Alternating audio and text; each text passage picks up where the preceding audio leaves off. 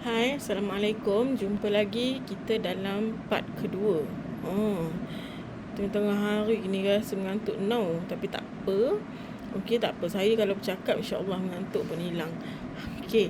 So, untuk yang part kedua ni saya akan cover submodul 3 dan 4 insya-Allah. Okey. Jadi untuk yang submodul 3 ni tadi yang part 1 saya dah cover tentang organisasi, operasi, strategi dan juga kerja berpasukan. Okey, sekarang ni bila kita dah ada kerja berpasukan, kita this is about sedikit tentang leadership lah. Okey, bila kita jadi ketua pasukan misalnya, kita perlu ada kemahiran atau kemampuan mengagihkan kerja. Ni penting juga. Tak boleh buat seorang je semua Sebab tadi masa part 2 saya dah pun bagi tahu bahawasanya you kena ada trust, kan, kena ada kepercayaan kepada ahli pasukan, juga ada kemampuan untuk membuat kerja dan hormati. Okey, jadi kalau kita dilantik menjadi ketua pasukan, kita perlu pandai ataupun ada kemahiran, kemampuan mengagihkan kerja. So macam mana? Jom kita tengok pengenalan dia dululah. Okey, jadi biasanya pengagihan bukanlah satu tugas atau tugasan. Okey. Jadi dia tidak hanya beri kerja pada pekerja yang termasuk dalam tugas kerja dan tanggungjawab mereka. Jadi untuk mengagihkan, anda mestilah memberi seseorang itu tanggungjawab dan kuasa untuk membuat sesuatu yang biasanya sebahagian daripada tugas anda. Okey, jadi bila berada di tempat sebagai pemimpin, of course you akan diberikan tugas oleh kepimpinan yang lebih atas, dan untuk melaksanakan tugas ni kita kena tahu bahawasanya ada certain part yang kita tak boleh buat semua. Okey, jadi kita kena delegate kerja, kena bahagi-bahagikan kerja. Sebab apa? Sebab mungkin orang di bawah kita ni lebih kompeten untuk buat that particular task. Okey, jadi pengagihan melibatkan 3 unsur: tanggungjawab, kuasa dan accountability. Bila kita mempertanggungjawabkan kepada orang, kita juga perlu memberikan dia kuasa dan accountability lah terhadap tugas dia. Bukan kuasa yang lebih tinggi, maksudnya macam nak buat keseluruhan keputusan tu tak boleh lah, sebab itu keputusan you. Tapi dalam kepakaran, dalam bidang kompetensi dia tu, ya betul lah, awak boleh bagi dia kuasa. Okey, jadi ianya amat penting bahawasanya kita belajar untuk mengagihkan kerja. Okey, kalau kita tak pandai agihkan kerja, maka dia akan jadi kita akan rasa macam berat sangat kerja kita, kan, ataupun biasa mungkin akan gagal lah. Okey, so kenapa ada ramai pengurus ataupun manager yang tak mahu nak agihkan kerja? Okey, pertamanya ini adalah antara sebab-sebab dia lah. Mengandaikan bahawasanya orang bawahan tu tak pandai buat kerja. Dia rasa macam kalau dia buat kerja tu lebih cepat, kan. Kemudian dia rasa macam enjoy sangat kerja dia, dapat apa orang kata, kredit apa semua pada dia, pujian pun nakkan dia seorang, macam tu lah. Kedua, dia je nak buatkan semua. Okey, so tak elok jugalah kalau kita jadi ketua ni. Tak bolehlah kita semua je nak kena buat.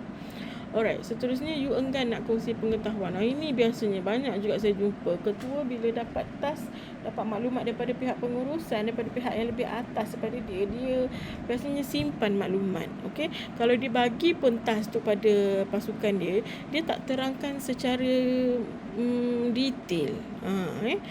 Ketiga, sebab apa? Sebab dia ego lah. Kedua, sebab takut. Sebab apa? Takut orang lain dapat pujian, takut turun pangkat, takut turun bonus dan sebagainya lah.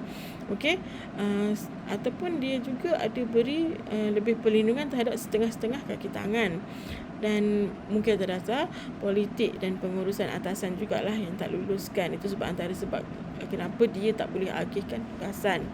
Okey, namun begitu, pengagihan tugas ini kepada ahli pasukan yang lain adalah amat penting. Kenapa ya?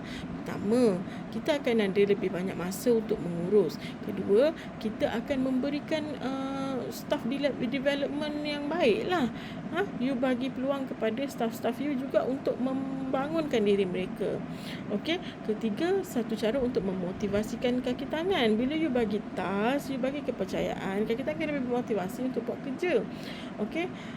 Seterusnya juga penting untuk memberikan kepuasan kerja yang lebih kepada kaki tangan. Sebab apa? Dia tahu dia diberikan tugasan, maksudnya ketua dia percaya pada dia, kan? Okey. Ketiga, rasa tanggungjawab untuk kaki tangan. Okey, janganlah maksudnya macam kalau bagi kerja, bagi pada orang tertentu je, orang lain tak ada kerja pun tak boleh juga. Kena bagi seiring lah, seadil-adilnya untuk orang-orang yang lain juga. Okey. Ketiga, persekitaran kerja yang baik. Ya, dia melahirkan satu persekitaran kerja yang baik. Kalau kita asyik nak bagi kat seorang ni je kan, nanti orang lain kata apa kan, yang maknanya yang banyak kerja ni asyik cakap, oh dia pun tak payah buat kerja. Sebab apa? Dia pun sedaplah tak payah buat kerja, tak ada tugas. So bila ada konflik macam ni, tak, persekitaran kerja pun tidak akan baiklah. Okey, jadi bila kita agihkan tugas juga, kita akan dapat lebih banyak penglibatan daripada kaki tangan.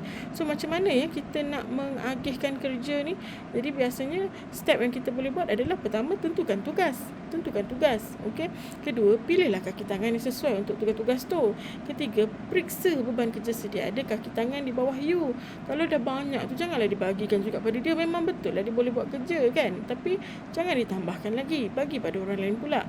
Ketiga, bincang cadangan anda dengan orang yang telah pilih. Sentiasa berbincang, bagi dia idea. Okey. Dan latih sehingga orang tersebut boleh buat kerja dan dia gembira bahawa sebenarnya dia boleh buat kerja tu. Okey. So kena ada satu kena wujudkan, dan kena ahli dalam kumpulan tu bersetuju untuk prosedur pemantauan dia. Okey, peruntukan kuasa yang diperlukan dan tanggungjawab untuk tugas tersebut. Macam saya cakap tadi lah, you tak bolehlah bagi peruntukan kuasa yang sangat besar. Okey, memadailah dengan kompetensi dia. Okey, maksudnya kalau dia macam you pengurus, tapi dia adalah technician elektrik kan, of course you kena faham tugas dia juga. Tapi kalau since dia lebih arif dalam bidang tu, you boleh dapatkan idea dia. Boleh maksudnya jika berlaku apa-apa yang tak sepatutnya dalam keadaan emergency dan sebagainya, dia boleh ada authority untuk membuat keputusan terbaik lah. Okey, untuk kebaikan organisasi juga. Okey, seterusnya perlu seimbang. Okey, tak bolehlah berat sebelah kan. Jaga member lain asyik bagi je kerja. Member ni sebab kawan baik tak bagi kerja. Okey, accountability sentiasa perlu seiring dengan tanggungjawab. Betul, kalau kita bagi kerja dan orang yang kita bagi kerja tu salah ke buat kerja ataupun apakah, kita kena sentiasa ada rasa tanggungjawab, bukan menganiayai orang dengan menuding jari pada dia saja. Okey, melepaskan tugas bila masa yang tepat. Maksudnya bila you nak bagi tugas pada ahli pasukan, train dululah, bagi dia orang maksudnya train dulu, explain dulu yang sepatutnya. Okay, so once dia dah faham, dia boleh buat, dan baru you boleh lepaskan tugas tu sepenuhnya kepada orang yang you dah agihkan tugas tadi. Okay, jadi apa yang boleh membantu anda dalam mengagihkan kerja? Pertama, putuskan apa yang perlu diwakilkan. Okay, pilih orang-orang yang mampu menjalankan tanggungjawab. Okey, dan wakilkan kerja-kerja yang lengkap. Jangan bagi sikit-sikit tak lengkap kan. Dan kena terangkan kenapa kerja ni perlu dilakukan, apa yang expected result yang you nak kan. Okey, jadi apabila kita dah buat keputusan untuk wakilkan tugas tu, okey, biarkan dia orang untuk dapatkan arahan tugas tu. Okey, sentiasa beri bantuan dan latihan apabila dia minta, dan terimalah kerja yang dah siap. So bila kita dah bagi dia tugas, kita explain dah betul-betul, kita guide dia, train dia cara buat kerja yang betul, dan bagi tahu dia apa expectation kita terhadap result yang kita nak. So dia akan perform ikut apa yang begitulah. Okey, jadi you akan terima kerja yang sebaiknya lah. Okey. Okey, seterusnya Apa senarai tugas yang boleh diagihkan? Okey, pertama, pengambilan kaki tangan baru boleh agih. Okey. Kedua, projek di mana bukan anda mempunyai kecekapan dia. Yes, macam saya cakap tadi, serah kalau anda tak ada kompetensi dalam bidang itu, serah pada orang yang ada kompetensi. Okey. Penyediaan ramalan belanjawan. Okey, bagi kepada satu tim untuk fikirkan. Kadang-kadang ramalan belanjawan ni dia memerlukan ramai orang untuk bekerja bersama-sama dan fikirkan. Okey, cadangan perubahan masa akan datang, kita boleh agihkan. Kerana apa? Kerana orang lain dia punya isu ataupun perubahan yang dia alami. Jadi dia boleh sama-sama fikirkan cadangan. Okey, sebab kalau you seorang yang buat, kadang you tak nampak apa yang orang lain alami kan. Okey, prosedur disedia pekerja, okey, boleh diagihkan. Dan juga kerja-kerja rutin boleh dibahagi-bahagikan. Okey, antara pengagihan baik yang tidak baik adalah, pertama, pengagihan yang baik adalah apabila kita memilih kaki tangan sesuai untuk laksanakan tugas yang dia sesuai buat. Kedua, mewakilkan keseluruhan tugas. Jangan bagi separuh part of tugas. Kadang dia faham buat tu tapi dia tak faham apa result yang macam ni akan efek macam mana keseluruhan tugas. So kalau you nak bagi part sekalipun, you mesti kena explain tentang part yang lain perlu bergerak seiring. Okey, perlu menjadikan latihan penuh untuk tugas yang diberikan. Tentukan kedua-dua kamu dan kaki tangan yang diwakilkan itulah apa tugas you, apa tugas dia. Bagi jelas. Okey, yang tak baik pula adalah you bagi beban kat seorang tu je, mentang-mentang dia boleh buat kerja, you bagi kat dia je. Lepas tu satu lagi bagi agih certain part of the work je. Sebabnya apa? Takut sangat, risau sangat, ego sangat kan. Takut pujian tu dapat kat orang ke dan sebagainya. Tak, kalau you nak bagi, memang you nak bahagian separuh sekalipun, you kena terangkan keseluruhan proses tu supaya dia faham. Okey, tak boleh bagi tugas tapi tak sediakan latihan, tak sediakan orang kata explanation yang jelas kepada orang yang nak menerima tugas.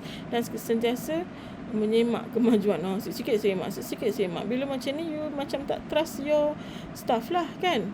Okay, so macam mana proses pengagihan tugas? So pertama, pilih apa yang perlu diagihkan. Kedua, pilih kaki tangan yang tepat untuk diagihkan. Ketiga, terangkan apa yang anda mahu laksanakan. Keempat, mesti buat susulan. Kena follow up all the progresses lah. Okay, so untuk yang ini, pengagihan ini, inilah cara dia. Jadi saya harap skill ini boleh apply lah bila you all menjadi pekerja nanti. Jadi apabila kita dah ada satu proses pengagihan kerja, perasan tak banyak yang kita sebut tentang report. Maksudnya setiap proses kerja itu perlu di-report, perlu dilaporkan ataupun di-record. Of course lah, bila melibatkan pelaporan, of course lah melibatkan record. Record ni biasanya adalah berbentuk dokumen. Jadi jom kita tengok macam mana cara untuk memastikan dokumentasi kita itu sistematik. Sistematik ni maksudnya senang orang nak dapatkan kembali maklumat yang tersimpan. Okey, jadi organisasi ni mementingkan penyediaan dokumentasi dalaman. Pertama, untuk kurangkan risiko kerugian, kelemahan prestasi dalam pelaksanaan kontrak. Yes, ini sangat penting. Kalau tak ada dokumentasi, memang problem sangat, especially kalau ada audit. Okey, kualiti yang lemah dan kita tidak patuhan kepada peraturan. Biasalah ada orang yang tak amanah. Okey, kalau kita tak mementingkan dokumentasi yang sistematik ni, orang boleh seleweng, mudah-mudah je seleweng dokumen ya. Okey, jadi prosedur untuk pendokumentasian mestilah betul dan dapat merahsiakan kerahsiaan sistem dokumen tersebut. Okey, macam mana prosedur dokumentasi? Okey, apa tu prosedur dokumentasi? Biasanya dia akan menentukan bahawa manual pekerja mesti mengandungi semua dokumen yang berkaitan dengan dasar dan prosedur yang berkaitan. Okey, manual ini mestilah dimasukkan dan dinyatakan dengan jelas siapa yang bertanggungjawab menulis dan mengemas kini dasar ataupun prosedur organisasi dan bagaimana organisasi menyampaikan perkara tersebut kepada mereka. Okey, jadi kita perlulah mewujudkan amalan pemfailan yang betul dan sistematik. Dan bagaimana nak tubuhkan pemfailan koheren? Pertama, Pemfailan yang koheren yang baik ini biasanya menyediakan pemfailan yang pantas dan sistematik. Okey, kepantasan untuk mendapatkan semula maklumat. Maksudnya kalau orang kata okey saya nak dapatkan maklumat A. So you boleh bagi tahu dalam fail mana, dan bila dia nak dapatkan maklumat tu dia boleh dapatkan dengan sangat pantas. Okey. So maksudnya kalau dia dapat balik maklumat dengan sangat pantas, maksudnya sistem penyediaan fail baguslah. Okey. Kedua, seterusnya perlindungan maklumat yang terbaik. Maksudnya kat mana you simpan, macam mana you coding dan sebagainya. Okey, meningkatkan kestabilan dalam pentadbiran dan kesinambungan dan kecekapan. Jadi kalaulah let's say orang tu pencen ke, berhenti ke, jatuh sakit ke, cuti dan sebagainya, orang yang nak ambil kerja dia boleh dapatkan data tu dengan mudah akses. Jadi that's why kita kata kesinambungan dan kecekapan. Jadi orang lain boleh buat kerja, boleh merujuk saja kepada apa yang telah didokumentasikan. Okey, so macam mana proses pemfailan? Pertama, kita kena tengok kesesuaian. Kesesuaian ni perlu memenuhi keperluan pengguna, individu ataupun jabatan. Perlu ada penyelenggaraan yang baik. Dan seterusnya, keupayaan menyesuaikan diri ataupun kebolehsesuaian, yang mana sistem yang kita buat untuk menyimpan fail ni perlulah cukup fleksibel dan memenuhi keperluan masa depan organisasi. Maksud dia, tak kira siapa pun yang nak cari fail tu dalam sistem yang kita buat tu, mudah untuk dia dapatkan maklumat yang dia nak. Okey. Jadi kita perlu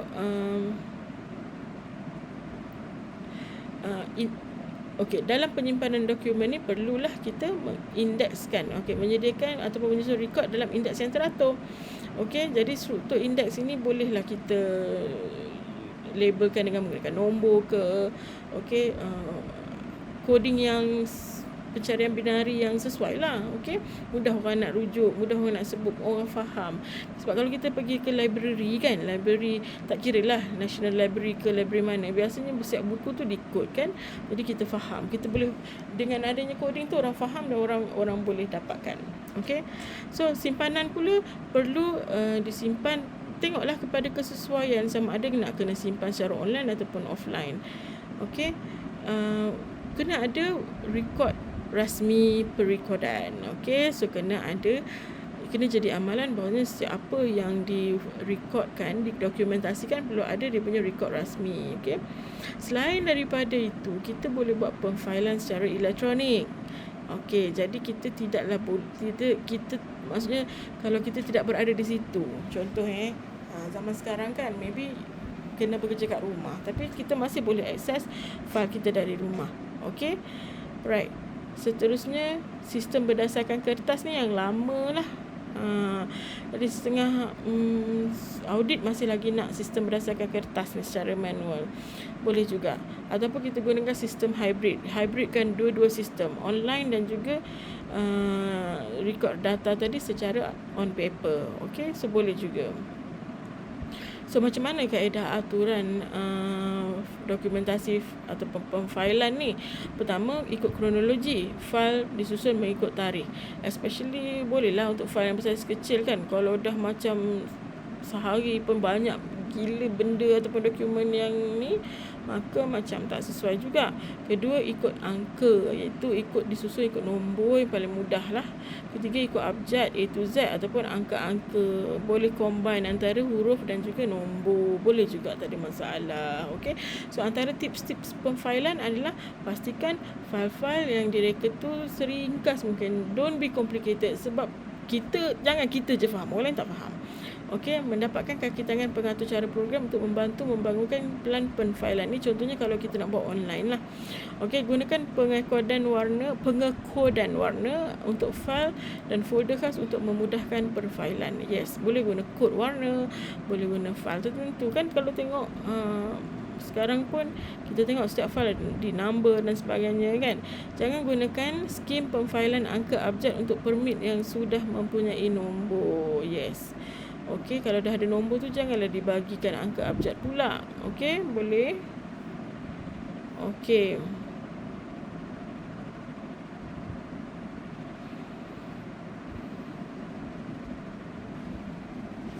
Amalan mendapatkan semula dokumen dengan teratur ini biasanya disyorkan untuk mengesan lokasi dan pemegang rekod. Alright, so kalau kita ada sistem yang mendaftarkan semua rekod, maksudnya tempoh masa yang kita nak dapatkan balik rekod atau nak bawa keluar rekod tu adalah munasabah. Okey, so contoh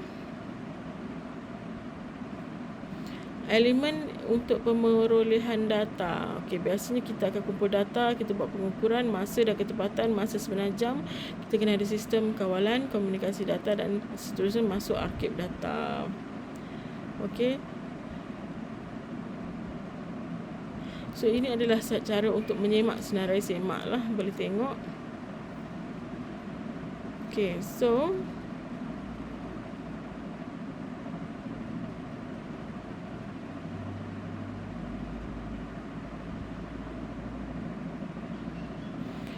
okey, kemaskini dokumen yang sewajarnya. Ya, betul. Biasanya kita kena kemaskini lah. Kalau kita guna secara online, kita boleh kemaskini secara automatik. Okey. Kalau kita secara manual sekalipun boleh, dia ada dia punya log macam card tu kan, untuk kita tengok file tu kan. Ya, macam kalau pergi library mesti tahu macam mana library record kan kemaskini dokumen dia. Okey. So saya rasa itu sahaja untuk dokumentasi. Maksudnya kita dah pun ada sekejap ya,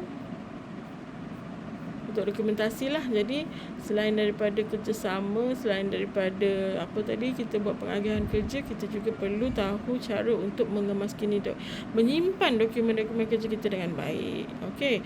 So jadi untuk part 2 ni saya rasa setakat ni je. So kita akan jumpa lagi dalam part 3 ya. Okey.